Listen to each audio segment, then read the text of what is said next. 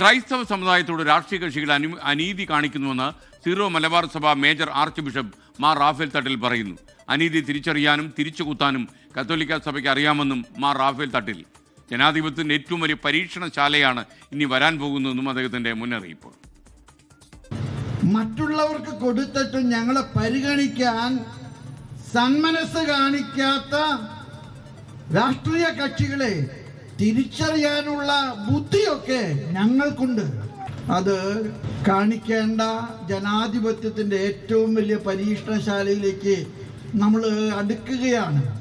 സമൂഹത്തോടും സമുദായത്തോടും രാഷ്ട്രീയ കക്ഷികൾ കാണിക്കുന്ന അസാമാന്യമായിട്ടുള്ള അനീതി നിറഞ്ഞ അവഗണനയെ തിരിച്ചറിയാനും അതിനെ തിരിച്ചുകുത്താനുള്ള ബോധമൊക്കെ ഞങ്ങൾക്കുണ്ട്. ടോബി ജോൺസൺ വിവരങ്ങളുമായി ചേരുന്നു. ടോബി, ശരിക്കും എന്ത് കാര്യം കൊടുത്തില്ലെന്നാണ് ഈ മാർ റാഫേൽ തട്ടിൽ പറയുന്നത്? ഏത് കാര്യത്തിലാണ് അദ്ദേഹത്തിൻ്റെ അസ്വാസ്ഥ്യം?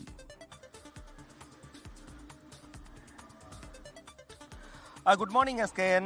റാഫേൽ തട്ടിൽ ഇന്നലെ പാലായിലാണ് ഈ പ്രസംഗം നടത്തിയത്.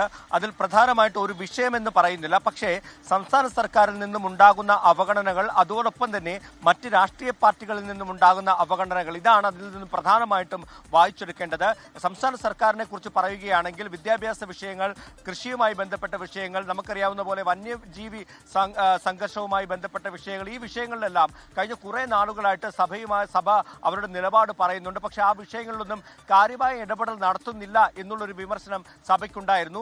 നമ്മൾ ഏറ്റവും അവസാനമായി കണ്ടത് വിദ്യാഭ്യാസവുമായി ബന്ധപ്പെട്ട്, ഭിന്നശേഷി സംവരണവുമായി ബന്ധപ്പെട്ടുള്ള ആ ഒരു പ്രശ്നം നമ്മൾ കണ്ടതാണ്. അങ്ങനെ നിരന്തരം ചില പ്രശ്നങ്ങൾ, സഭ ഉന്നയിക്കുന്ന പ്രശ്നങ്ങൾ പരിഹരിക്കാനോ അല്ലെങ്കിൽ വേണ്ട പരിഗണന സഭയ്ക്ക് നൽകാനോ സർക്കാരും അതുപോലെ തന്നെ തയ്യാറാകുന്നില്ല. അതോടൊപ്പം തന്നെയാണ് രാഷ്ട്രീയ പാർട്ടികളുടെ കാര്യം നോക്കുകയാണെങ്കിൽ കോൺഗ്രസ് അടക്കമുള്ള രാഷ്ട്രീയ പാർട്ടികൾ സഭയ്ക്ക് വേണ്ട പ്രാധാന്യം നൽകുന്നില്ല, പ്രാതിനിധ്യം നൽകുന്നില്ല എന്നുള്ള വിമർശനങ്ങൾ നമ്മൾ ഈ പുനഃസംഘടനയുമായി ബന്ധപ്പെട്ട് കണ്ടിരുന്നു. അതോടൊപ്പം തന്നെയാണ് BJPയുടെ കാര്യം പറയുകയാണെങ്കിൽ ക്രൈസ്തവർക്ക് നേരെ ഉണ്ടാകുന്ന ആക്രമണങ്ങൾ, അങ്ങനെ വിവിധ വിഷയങ്ങളുണ്ട്. ആ ഒരു കാര്യങ്ങളാണ് റാഫേൽ തട്ടിൽ ചൂണ്ടിക്കാണിച്ചത്.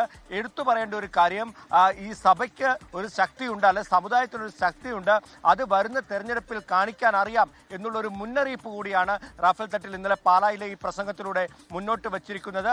അതുകൊണ്ട് തന്നെ തെരഞ്ഞെടുപ്പ് അടുത്തെത്തി നിൽക്കുന്ന ഒരു പശ്ചാത്തലത്തിൽ ഈ ഒരു തങ്ങളുടെ പ്രശ്നങ്ങൾ പരിഗണിക്കാത്തവരെ അവർക്ക് കൃത്യമായ മറുപടി സഭ നൽകുമെന്നുള്ള ഒരു സന്ദേശം കൂടി റാഫേൽ തട്ടിൽ മുന്നോട്ട് വച്ചിട്ടുണ്ട്.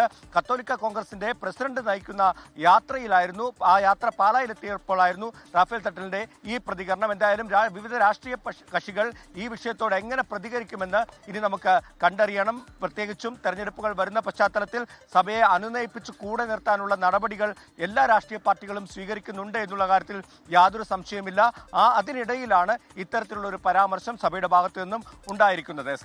ലോകത്തെവിടെയായാലും ഏത് സമയത്തും 24 വാർത്തകളും ഓഗ്മെന്റഡ് റിയാലിറ്റി പാക്കേജുകളും എക്സ്പ്ലെയിനറുകളും വിശദമായി കാണാൻ ഞങ്ങളുടെ YouTube ചാനൽ നിങ്ങൾക്ക് സബ്സ്ക്രൈബ് ചെയ്യാം.